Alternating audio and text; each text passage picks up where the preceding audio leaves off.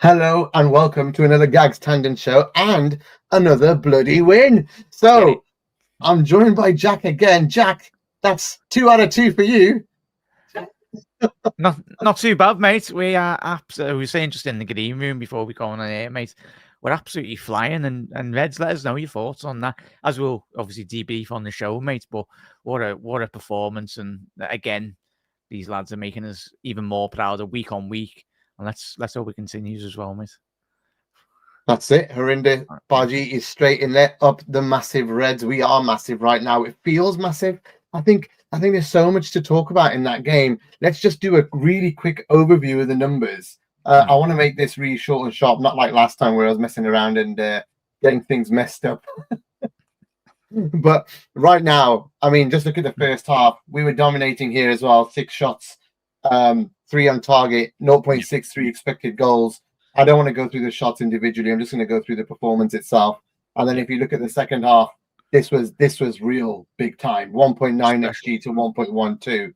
All over on that second half. We'll get on it in a minute. Overall, 2.5 XG to the 1.24. Obviously, they had the penalty as well, which pushes theirs up and pushes ours up as well. But still, a great start. I mean, a great week, a great start to Anfield Index on YouTube. I know we've been going for a while in terms of the shows, but to go live, this is our first week of real live shows and 2 big wins to take us right to the top of the Premier League and then back to the top of the Champions League, Jack.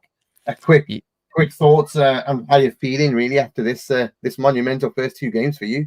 I'm just so happy, mate. I'm being here to hear like every Liverpool fan up and down the world. Really, it's there's one thing beating teams in Europe, but to beat this Real Madrid side, I know obviously coming into the game there, had a lot of injuries, but even still, there was still a task in hand. And as we'll go through the goals and obviously the saves as well, but I think to rush ahead in terms of my man of the match, I think to Conor Bradley, mate, I think he was absolutely exceptional. I don't know, you'll get to your man of the match in a sec, mate, but for me, that's probably one of the most complete right back performances I've seen in many of a year. I said on the watch along on Anfield Index, he didn't put a foot wrong, mate. And I completely agree that he was fantastic. I have a different man of the match, and we seem to have this every weekend so far. Yeah. Good. But Bradley with the tackle in that first half just got the crowd really going again, and then the assist for the first goal as well. Just having that presence of mind to see the run, see the 1-2, and go in. I think Andrew McIver has got a really good point in terms of. Well, he feels that we shouldn't have gone strong, but it's Real Madrid at home. You're gonna go strong, Andrew. Unfortunately, we've qualified now. I think more than anything, but to be top of it as well is a good feeling for the whole club and the fans. And I get it. You're gonna get if Konate and Bradley are out for a long time, we're in trouble. But you can't blame the manager for playing them, and you can't blame the players for wanting to play as well. To be honest, in a game like that, and also with Trent just coming back. Jack, it was he had to play today. Maybe he could have got subbed early, I'd say. Yeah, it was one of them. Mate, apologies if any viewers on YouTube and just think my camera's overheated. Obviously, it's been going for about 5 hours. But obviously, you can still hear me. That's the main thing. But yeah, it's disappointing to see those injuries, mate. I think I understand the comments in terms of some fans might have wanted to be a bit more flexible in terms of injuries are part and parcel, mate. I think we will get injuries. We have had injuries tonight. They're not good, but I think in terms of the debutants to come in terms of the City game and a couple of weeks of Ibu and Connor are out for out, we've got quality. That's the main thing, I think, in terms of the rotation from this squad. The players that are coming in, they're going to do really well, in all honesty, mate. As you can see, there's some people a little bit concerned with the Konate challenge. I think we all are. And also a real funny one from Jag here. Real Madrid will be looking to buy our right back now, but which one? Yeah, that was good, that, mate. No, Which one? Even the goalies as well, mate. Everyone will be looking at Kelleher. Yeah, they're after the keepers as well. They're after Ali. I mean, let's talk about Kelleher as well. What an incredible game. He didn't have much to do at times, but when he was called upon, world class again. You were saying it on your live stream, world class. Like literally, he is a world class goalkeeper. We are going to get big bucks for him if we have to sell him, and maybe there's a world where Ali is the one that goes and Kelleher and Mama stay. Who knows? Who knows? I mean, you can't predict it, can you, at the end of the day? But right now, you just got to be thankful that we got Big Kev, as we call him on Anfield Index at times. Yeah, he's in terms of, well, obviously the penalty save was come at a crucial moment in the game. Obviously Liverpool would have made it 1-1, but I think in terms of not just the save in itself, but I think the crowd, obviously, it galvanised even more. It made it a more fierce atmosphere. I think even the Conor Bradley challenge in the first half as well, that was as good as a goal, really. But it's exceptional. I think he's probably better. I don't know how you feel, mate, or anyone listening or watching. I think his penalty saves, as we know, his antics over the last couple of seasons, he's crucial in terms of the penalty shootouts against the likes of Chelsea as well. So we know what he's capable of between the sticks. But I think in terms of applying it in a probably one of our biggest games, and it will be one of our biggest games of the season, it just goes to show the quality in terms of Liverpool do have, in terms of Kelleher. Whatever does happen, we're just so blessed. And if he is to say, obviously Mavrashvili coming in the summer as well, as you alluded to with Ali, there's a lot of options, but I think we're just made up that we've got quality in every area of the pitch, mate, and long may it continue. Yeah, absolutely. Kelleher, like you said, top quality, unbelievable. So glad to have him as a reserve keeper. And at the moment, you got a question whether Ali walks straight back in or not. I know Slot said, I was about to say Klopp then. I know Slot said a couple of weeks back, when Ali's fit, he's straight back in. But you've got to. I mean, the job that Kelleher has done. Robbo's given away 2 penalties last 2 games. He saved them both. Unfortunately, one was saved. He'll be having a word after. If you haven't aware, the folks out going, lad, what are you doing? But I've bailed you out a couple of times to carry on with the previous point from Andrew. He has made a counterpoint. We played a strong team in the FA Cup Arsenal and we lost Trent and Konate. I think I understand with the Konate point, but Trent was only just coming back today, so maybe Gomez. I don't know. We don't even know if Gomez wants to play right back right now. He's come on as a sub there. He'd rather play centre back. So, do you play the player who doesn't want to play in a certain position, or do you play Bradley, who the youngsters coming through? And you can't. I mean, I think looking at fatigue index. I mean, if you're on Anfield Index Pro and you listen to Sai and folks like that, I don't think he would have been in the fatigue index red zone, as we call it. So yeah, if you want to subscribe to Anfield Index Pro, go to anfieldindex.com/join. Check out the great content under pressure, etc., and post-match raw. But this is YouTube. And I'm here with Jack. So my man of the match was Maka. He scored the first goal, not because of the first goal, though, but because he had an absolutely incredible game. His passing, his touches, his possession wins. I think, we've been missing him this season. He's not been as good as he was last year. If this is where he's going to come into his gear now and into his own, then we're in for a treat over the Christmas period, hopefully, or this period in December, where if Maka comes to the game, Jesus Christ, watch out everybody else, because he's some player. Great finish for the goal as well. So yes. Yeah. He's especially coming up against the players he come up against tonight, mate. I know we all know Madrid had their injuries, but he's coming up against one of the best midfielders of the last 20 years, and Luka Modric will go down in history as one of the best to play football in regards. Camavinga obviously went off injured, but I think the athletic ability of Camavinga and Jude Bellingham as well, to come up against those three and play the way they did, mate, I think you're spot on in regards to just how the Argentinian maestro for us, and even Argentina, the ball at his feet, even out of possession tonight. I think even when Real Madrid did break the lines, did get in behind Liverpool, wasn't many times, but in terms of just boxing off those areas of the pitch that was so crucial. And there was a chance at the last 20 minutes where he just got an outstretched foot. Any part of his body had done the job. It diverted it away from Kelleher's goal, and that's the main thing, mate. But he's just he's pairing at the minute in terms of McAllister, and I think it's a crucial point in the season in terms of going into the big fixtures ahead. Yeah, I mean, I totally agree. I love him, and I'm so glad that. I mean, you watch Bellingham today, and you can't judge off one performance, because he did great last year for Madrid, and they won everything with him. But when you watch that today, you're like, oh, I'm actually quite glad we got the 3 players in Grav, Dom, and Maka in the end. Talking of midfield, Midnight Toker makes a good point, and we talked about Bradley, but Curtis, on the other hand. Now, I was very, very, I was very, very frustrated with him in the first half at parts. I know he still played well, but he wasn't giving he was holding the ball long again. And that's one of the things that people do say about kids hold the ball too long. And there was times where he could have made a pass in between lanes and he came back.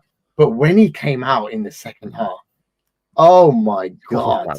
Yeah. Oh my God. He was superb in that second half. That guy just, I don't know what they injected him with. And I'm not saying he's injected anything bad, but maybe the Lucozade was dropped in there and off he went like the Energizer Bunny. He was everywhere that first 15 minutes.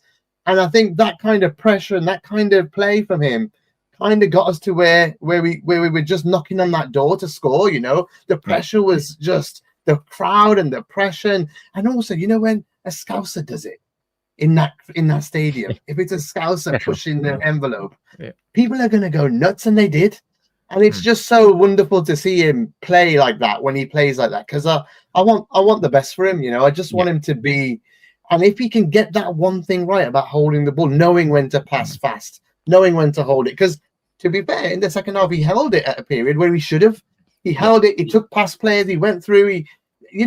But if he gets it right, he's going to be one of the best. He's going to honestly be one of the best in the squad. So, and he's playing with the likes of Maka and things like that in midfield. If he can just do that bit right, he's got all the tools to be a great at Liverpool, Curtis Jones. And I don't know what you feel about that. Yeah, I love him, mate. Obviously, I've been a staunch defender of Curtis Jones for many of a year, mate, on my channel. There's always been a player in there, and I get where, as you mentioned, mate, there's sections of the fan base coming into this season. We all knew about Curtis Jones keeping on the ball, but I tell you what, mate, he's got Arne Slot, not just for Curtis Jones, but for a lot of these players. For every great manager, it's about getting the maximum out of what you currently got, and if you can do a bit of business in the summer. But as he said, I mean, that those drive and runs in terms of, as Chat already alluded to, the tight areas of possession, keeping hold of it when he's needed. Because if you lose possession against this Real Madrid side, we've mentioned the midfielders, we all know the quality. They can very much spring a quick counter-attack, and especially with Kylian Mbappe at the top end of the pitch, he's always going to provide the threat, mate. But Curtis Jones, I'm liking the rotation between him and Szoboszlai, and being honest, mate. Ideal. Yeah, it's what you want in terms of going into opposition teams as well. Opposition managers and teams are trying to second guess what Arne Slot's going to do, and exactly the opportunities that and the quality that Curtis does possess. It's long may continue, mate. Place for here as well. Great coverage, as mentioned by several watchers by Jack Knight. Well, welcome, Damo. I hope it's the same Damo. I think it is from Twitter. Thank you.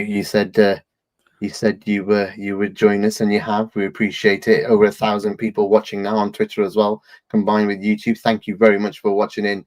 And I call it Twitter. I don't call it X because Elon can do one. Why isn't there a chant about Kelleher? I can't say your first name, but Mr. Hennigan or Miss Hennigan. I'm sorry.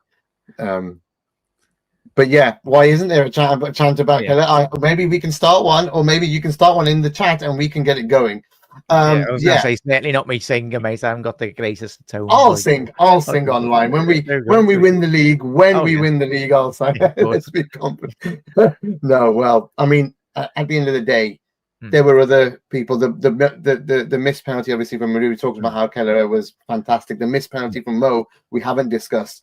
I think he hit the ground when he took it, but it was just a weird. I just think he was, I don't know, Courtois, by the way. We have to say, I hate him, but he's awesome. I absolutely hate him. So he saved so many. It could have been worse. The fact that we won 2-0 and we could afford a penalty miss from Mo is, again, just like, it's unfathomable at times, because we haven't beat these lot for 15 years. And I was at both finals, where we lost to these boys, and I mean, the first one was painful. The second one, the last one, it wasn't painful because I had what's the word? I've said this on podcasts a lot, and if you've listened to it and heard it before, I'm sorry for repeating myself, but I checked out of the game in the first half because of the stuff that happened at the start of the game, where Liverpool fans were blamed for a lot of things, and also had friends and family in that side where there was the crush going on, and it was scary.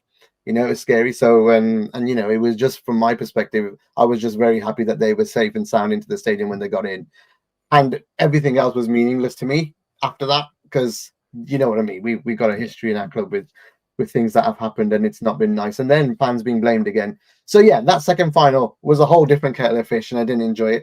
But I was there for Madrid, so I enjoyed that one as well. So let's hope we get the Madrid version this time. Well, yeah. We're finally beating them, and that monkey's off our fans' back, and we beat that bloody goalkeeper finally. Yeah, but yeah, he's one of the best though. We stuck 2 past him. Could have put 5 past him tonight if we had our luck. But it's amazing up, mate.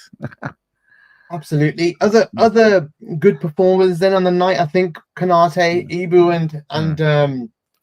and VVD was rock solid. VVD had one bad pass in the first half, lost the ball, and we got counted on, but nothing came of it. I think we tied it up really well. Mbappe was dealt with really well by Bradley. There's a few times he went round him, but nothing came of it. I mean, Mbappe's just... I mean, he got around him a couple of times, but he didn't do much in the game. That right-hand side was absolutely locked down, mate, wasn't it? Like, I think obviously there was a chance in the first half, I think we can all remember, is obviously with the 1v1 with Ibu and Konate and obviously Mbappe. Obviously, Ibu knows him very well, obviously with the France national side as well. But I think that right-hand side, it needed to be locked down. When you play against the caliber of player that Kylian Mbappe, I think we all remember the World Cup final against Argentina. He just turned up in about 15 minutes and scored about 2-3 goals. He's exceptional. Sometimes he drifts out of games, but he can just explode within a matter of 5 minutes in a game and win his team a game. But it'll be interesting in terms of their reaction as well, because we know obviously Real Madrid they've been beaten a couple of times, but a lot of the market are absolutely going to batter them. Mbappe's going to get... It's mad, because the Galactico era, the modern day Galactico era, throwing Bellingham, throwing Mbappe, Rodrigo's out, but when you throw all those players in, sometimes, as we know, as previously with certain Real Madrid teams, sometimes it just doesn't quite work when you're just throwing all the superstars on the pitch at one time. Absolutely. So much star power. Valverde didn't do anything either, thank God, because Camavinga, though, what a player. What a player. And, I was so glad he went off, to be honest. I was so glad he went. He was blocking everything. What do you think of Diaz today? It was interesting, the tactical switch, obviously with the goal that Gakpo scored, but in terms of when the Núñez substitution on the 68th minute, obviously Gakpo come on down that left-hand channel, you replace Núñez, and I think we see it in the second half, and I think that's where kind of, obviously we were dominating for a good 15 minutes prior to that, but I think in terms of Liverpool wrestling control to the full extent, in terms of just getting everything control about it. We seen off that the last 20-30 minutes, and I think in terms of Diaz preoccupying Rudiger, it was a completely different option for him. I think Diaz, we've seen that already in the Premier League, where I think he's surprised as he can. We've seen him before Arne Slot come in, but I think there's a full technical understanding from Lucho Diaz in terms of just everything he wants really from him, mate. And we're just so blessed in terms of having Diaz, Gakpo, Núñez coming off as well. We've got so many great attackers, and even if some of them are misfiring the season, we've got the lads to come off the bench and very much bring the quality as well. I agree. I think if you talk about the subs, then I mean Lucho, I thought was a little bit below par today. They kind of notified him, but second half came to life again as well. When the change happened with Darwin, we need to talk about Darwin as well, who first 5 minutes I thought was going to have a horrendous game after he got booked straight away. And I want him to stop falling over, holding his face when it's nothing to do. Like it wasn't major. If it's because the referee's going to stop giving you anything if they think you're just feigning that, right? So we need to stop him doing that. I really want him to improve on that. But after that, he was fire. Like he was everywhere. The pressurizing. There was a run in that first half that he took everyone, through and played it over to Mo. Like it was just His shot as well was really good. That almost resulted in the own goal, right? The first shot of the game. So, he was, he had a good game, I thought. But when Gakpo came on, a little bit different. And he led to the goal. I mean, Robbo, for all his faults with giving the penalty away, creates the second goal with a short corner. Nice little thing. But how much space did he have for the goal, for the header there? It's quite poor though, mate, isn't it? When you'd expect a team like Real Madrid, but I think it was quite good thinking. I think we've seen that already tonight and even so far this season. Like Liverpool's ability off a set piece, even dead ball set pieces as well. That's the small margins. Remember that Trent little set, quick thinking. Like it's that having that in-game intelligence, which is going to be very important for Liverpool come the end of May. Even again tonight, just have that ability. But certainly when you get in those positions, you certainly need that quality. I do miss the consistent Robbo assists from the FPL. If I'm being honest, over like 5 years before, like he'd be just getting absolutely everything, mate. But yeah, these the Flying Scotsman, as I call him, we all call him really. But as he said, mate, he made up for the penalty given away last couple of weeks. It's all good. Absolutely. Damo again, Cody has a happy knack of being in the right place at the right time. Totally agree. And also both fullbacks assisted today. Back into the happy place of fullbacks assisting goals, which is where we want to be. Which is where we want to be at the end of the day. Who else was there? Grav. What did you think of Grav? I did think, if I get mine first this time, I thought he played well. A little bit quiet at times, but he held the ball well when he had to. There were times where they played through his easy first half, I think a few times, but I think we were on the front foot a lot, to be fair to us. And, they were kind of breaking at those times. So it was going to be, and that type of game suits us sometimes, especially at Anfield, end-to-end type thing. But overall, I thought he played well again. Not as good as Mac today or Curtis today, but solid enough. And again, very happy with how he's turning out. Yeah, I think in terms of his passing accuracy, he's got registered 60 out of 65, obviously 92% of his passing accuracy as well. So that backs up what you've just said there, mate, perfectly in terms of his possession. And that's what you need to, when you are playing against a team like Real Madrid, going into the City game as well. If you lose that ball in transition, teams of that magnitude will absolutely punish you at the other end of the pitch anyway. But yeah, he's... especially from coming into the season, mate. Obviously, I think a lot of Liverpool fans, me included, were like, "Oh, we do need to bring in a number 6, potentially, possibly in January. If we are, like, say, 10 points clear, strengthen when we're on top." I think we can all agree in that regard. But if not, then if it isn't the case, and we go all the way till the end of May, Gravenberch, if he stays fit, I think in terms of midfield players so far this season, no, we're early stages, November, but if he continues this run, I don't think anyone will get close to him outside of Liverpool in the Premier League, mate, or even in Europe. He's just got everything about his game is perfect, mate, isn't he? He's big, he's athletic, and he's got everything special. He just needed to realize it, didn't he? And that was it. The confidence wasn't there, and he had a rough time a couple of years back, and he just needed to go back to what he was before. And I think he's there. To be honest, I still think he can improve. And like that's nuts, right? Like he's really well. I think there's levels for him to go up, and because he could score goals and things like that too. Yeah, and he's not started to add that into his game just yet for Liverpool, but he's playing a different role. But if we were to sign another midfielder, and then it frees him up to play a different role, sometimes I think we'll get even more out of him, because he's obviously taking that spot. But if we get Zubi saying in what already and what a place, mate, at the minute. Could you imagine we do strengthen on already the fundamental qualities as well, mate? We will be not just this season, but we will be flying into next and the year after as well. Yeah, I mean, we have to talk about the manager. I think we've covered everyone in the team now. And we have to talk about the manager and the start. This is unprecedented, and it's not. That's not like taking the piss or being biased towards Liverpool or anything. Even though I fucking will be biased towards Liverpool, but it is. I mean, you'll have other fans saying it. It is unprecedented in terms of how he started. 5 out of 5 in the Champions League for a new manager. What's the record in the league? It's what, 10 out of 12 or something? What is it? No, is it 11 out of 12? I think, yeah. 11. No, we've lost one and drawn 1. Yeah. So, 10 out of 12, but still. Yeah, whatever it is. That again, I think that's not been done before either, or at least This is a fabulous run, and long may it continue. I don't want it to stop. I really don't. I think, Mm. but there was a lot of fear coming into the season. There was a lot of fear of what's going to happen to us. How are we going to cope?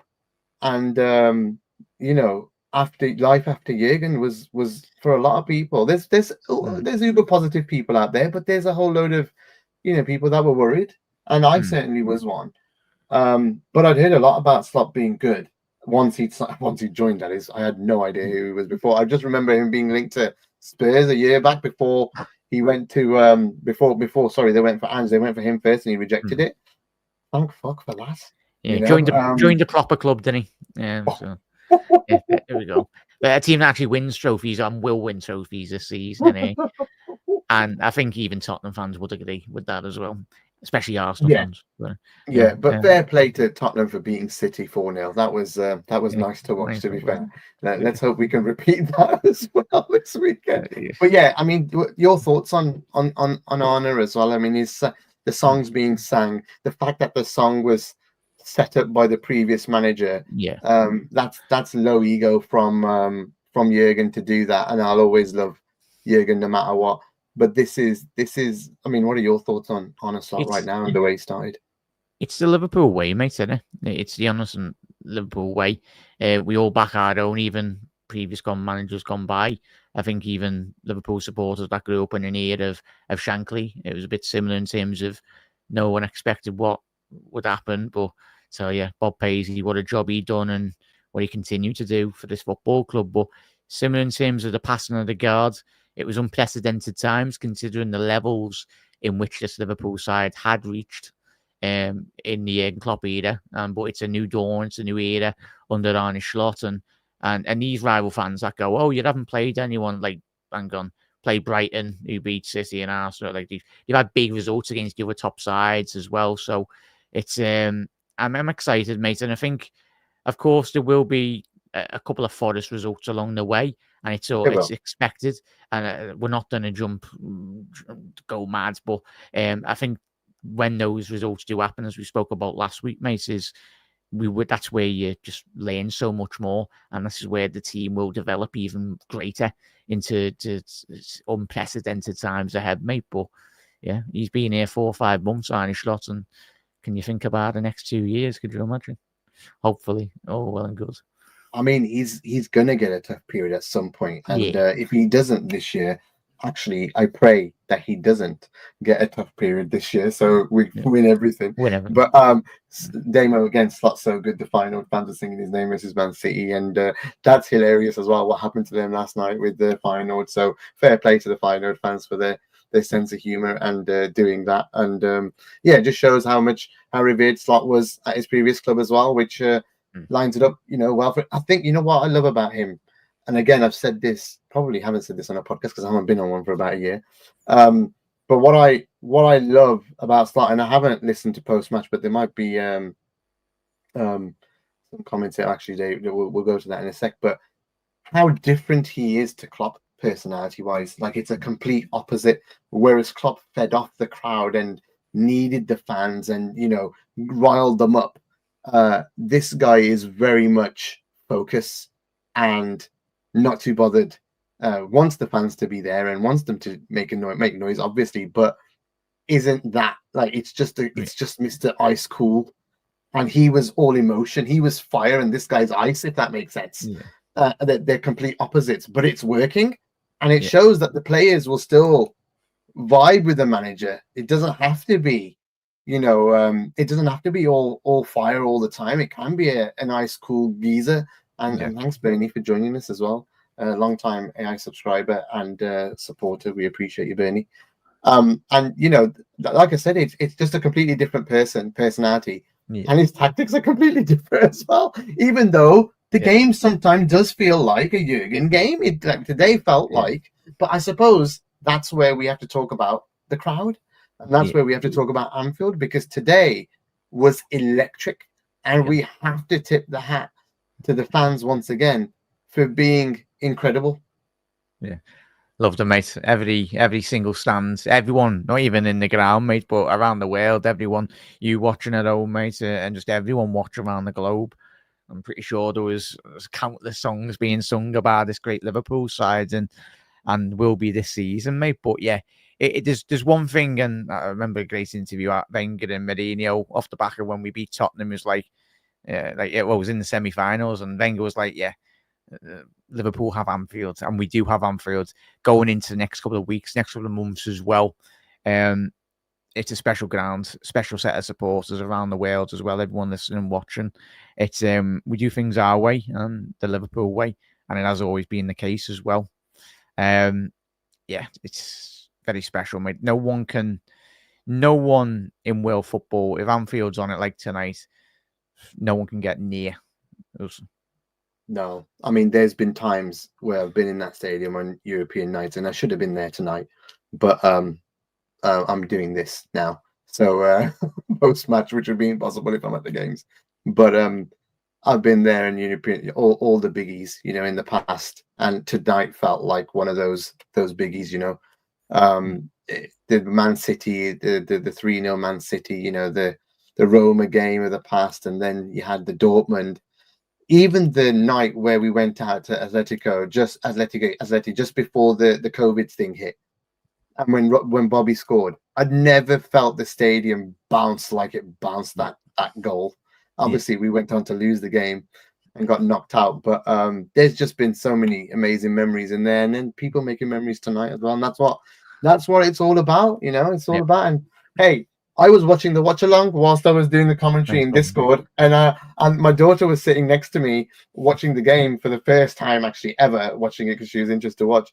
And once we scored, because you're on a bit of a delay on YouTube, I'd turn it around and say, "Hey, watch the celebration," and we were just watching you celebrate. Having a great time. So it was what a great thing. And I think well done to you as well for your second win. And your second game when watch along, well done, mate. Yeah, just try and encapsulate the heart of Liverpool in terms of you celebrating at home, mate, or anyone in the ground. It's like, there's nothing better than that ball flying in the net.